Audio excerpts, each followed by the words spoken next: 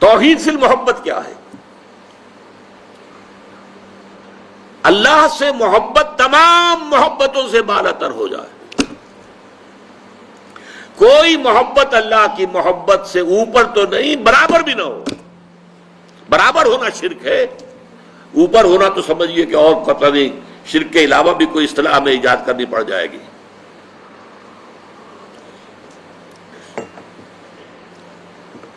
سورہ بقرہ میں فرمایا وَمِنَ النَّاسِ مَن يَتَّخِذُ مِن دُونِ اللَّهِ أَندَادًا يُحِبُّونَهُم كَحُبِّ اللَّهِ وَالَّذِينَ آمَنُوا أَشَدُّ حُبًّا لِلَّهِ.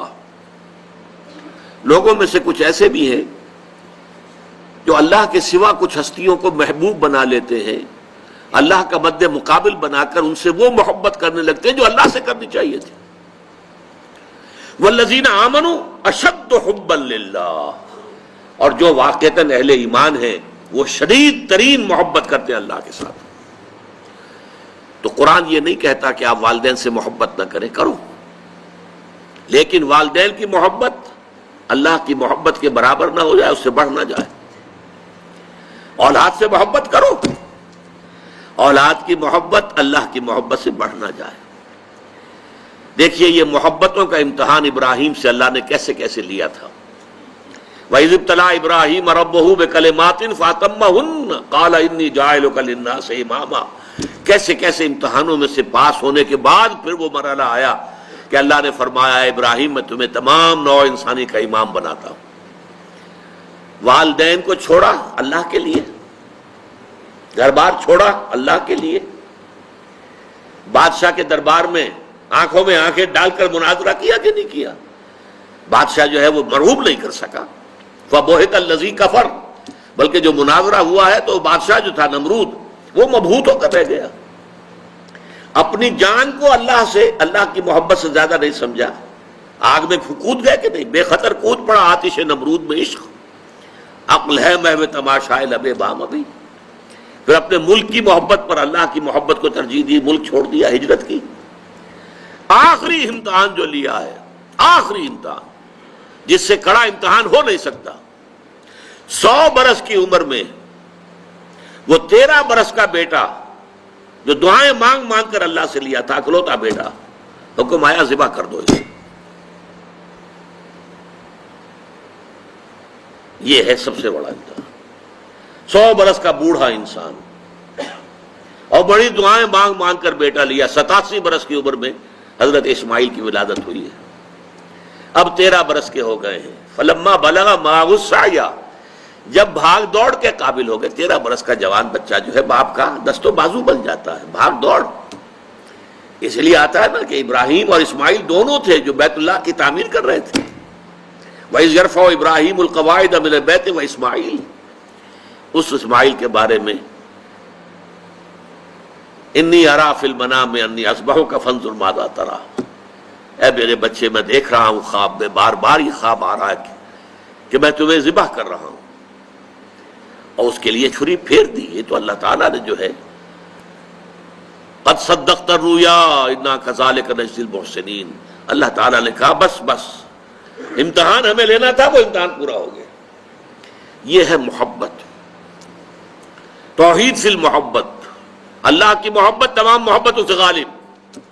اور اگر کوئی ایک محبت بھی آ کر آپ کے دل کے سنگھاسن پر اللہ کی محبت کے ساتھ براجمان ہو گئی، بات ساتھ کہہ رہا ہوں، اوپر نہیں، ساتھ بیٹھ گئی آپ کے دل کے تخت پر، تو یہی شرک فی المحبت ہے. اب دیکھیے یہ تو میں نے انڈیویجول لیول پر آپ سے بات کی. اب آئیے اجتماعی سطح پر، بلکہ اسی ضمن میں ایک آیت اور سن لیجئے. اللہ کی محبت کے ساتھ جڑی ہوئی محبت ہے اللہ کے رسول کی محبت، اور پھر تیسری محبت ہے اللہ کی راہ میں جہاد کی محبت. اب توحید فی المحبت کے لیے سورہ توبہ کی آیت نمبر 24 جو ہے وہ لرزا دینے والی بھی ہے اور بہت جامع بھی ہے. قل ان کان آباؤکم و ابناؤکم و اخوانکم و ازواجکم و عشیرتکم و اموال اقترفتموها و تجارت تخشون کسادها و مساکن ترضونها احب الیکم من اللہ ورسولہ وجہاد فی سبیلہ فتربصوا حتی یاتی اللہ بامرہ واللہ لا یہدی القوم الفاسقین. اے نبی ان سے کہہ دیجئے لوگوں دیکھو، اگر تمہیں اپنے باپ، اپنے بیٹے، اپنے بھائی، اپنی زوج، مرد کے لیے بیوی، بیوی کے لیے شوہر زوج ہے، اور اپنے رشتہ دار، اور وہ مال جو تم نے بڑی محنت سے کما کر جمع کیے ہیں، اور وہ کاروبار جن کی کساد بازاری کا تمہیں ڈر رہتا ہے، اور وہ محل، وہ حویلیاں، وہ مکانات جو تم نے بنائے ہیں تمہیں بہت محبوب ہیں، اگر ان 8 چیزوں کی محبت زیادہ ہو گئی تمہارے دل میں، اللہ کی محبت سے، اس کے رسول کی محبت سے، اور اس کی راہ میں جہاد کی محبت سے، تو جاؤ دفع ہو جاؤ، انتظار کرو یہاں تک کہ اللہ اپنا فیصلہ سنا دے. اور اللہ ایسے ناہنجاروں کو ہدایت نہیں دیتا. 8 محبتیں ایک پرڑے میں ڈال لیجئے: باپ کی محبت، بیٹے کی محبت، بھائی کی محبت، بیوی کی محبت، رشتہ داروں کی محبت. 5 مال کی 3 شکلیں: جائیداد، کاروبار اور کوئی نقد. 3 یہ شکلیں، 3 × 5 8.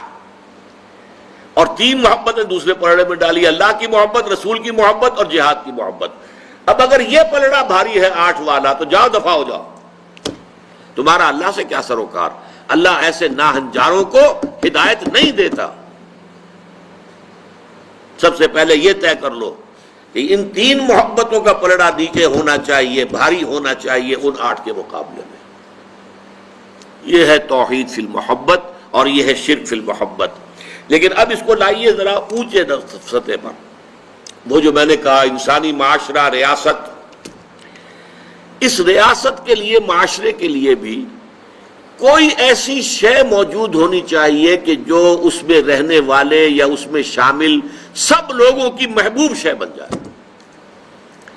یہ کامن محبت انہیں جوڑے گی، ان کے اندر اتحاد پیدا کرے گی.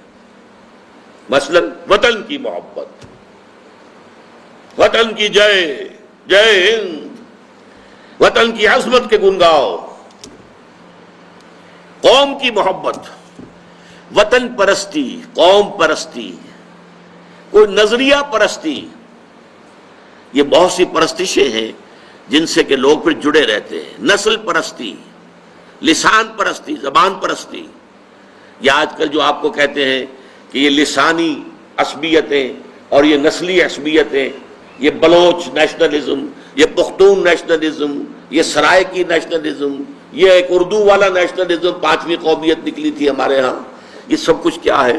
یہ جمعیت کے لیے، لوگوں کو جوڑنے کے لیے، شیرازہ بندی کے لیے، انہیں متحد رکھنے کے لیے کوئی نہ کوئی شے محبوب ہو جانی چاہیے. اس اعتبار سے اس دور کا سب سے بڑا شرک وطن پرستی ہے. لیکن پھر دیکھیے، میں بات آپ سے عرض کر رہا ہوں، علماء کرام اس کو نہیں پہچان پائے. اس کو پہچانا ہے تو علامہ اقبال نے پہچانا ہے. اس دور میں اور ہے، جام اور ہے، جم اور، ساقی نے بنا کی روش لطف و ستم اور، تہذیب کے آذر نے ترشوائے صنم اور، مسلم نے بھی تعمیر کیا اپنا حرم اور، ان تازہ خداؤں میں بڑا سب سے وطن ہے، جو پیرہن اس کا ہے وہ مذہب کا کفن ہے. نظارہ دیری نہ زمانے کو دکھا دے، اے مصطفی خاک میں اس بت کو ملا دے. یہ وطن پرستی شرک، اس دور کا سب سے بڑا شرک. نیشنلزم، نیشنلزم جو ہے وہ لوگوں کو جمع کرنے والی شے ہے. ہماری قوم، ریشیل نیشنلزم بھی ہوتا ہے، نسلی قومیت. اور آج کل نیشنلزم جو ہے وہ علاقائی ہوتا ہے، ٹیریٹوریل نیشنلزم. ایک ملک میں رہنے والے جو ہے وہ سب ایک قوم ہے اور اپنے ملک سے محبت سب سے اوپر کر دیں. یہ ہے در حقیقت علامہ اقبال نے جس کو کہا کہ وطن ایک تو ہے وطن سے محبت ہونا، وہ ٹھیک ہے، حب الوطن من الایمان حدیث ہے. گفتار نبوت میں وطن اور ہی کچھ ہے، اور گفتار سیاست میں وطن اور ہی کچھ ہے. وطن جب آتا ہے پولیٹیکل کانسیپٹ کی حیثیت سے وہ معبود بنتا ہے. اس معبود کی ایک نماز ہے. آپ کھڑے ہو جاتے ہیں، ترانہ پڑھا جا رہا ہے اور آپ کھڑے ہیں، جھکے ہوئے، سر جھکا کر کھڑے ہیں. یہ قنوت جو ہے یہ کس کے لیے ہو رہا ہے؟ وطن کے دیوتا کے لیے ہو رہا ہے.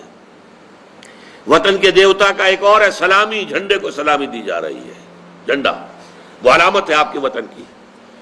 آپ کے علم میں ہوگا، میں اس ترانے کے پڑھے جانے کے وقت کھڑا نہیں ہوتا، اور اسے بڑی کنٹروورسیز بھی ہوئی ہیں، مجھے بڑی تلخ باتیں بھی سننی پڑی ہیں، لیکن میں یہ سمجھتا ہوں کہ در حقیقت یہ وطن کی نماز ہے، وطن کی حمد ہو رہی ہے، وطن کے اور ترانے گائے جا رہے ہیں. در حقیقت یہ اجتماعی سطح پر پولیٹیکل سائنس کے اعتبار سے آج وطن جو ہے وہ ایک معبود کی شکل اختیار کر گیا ہے.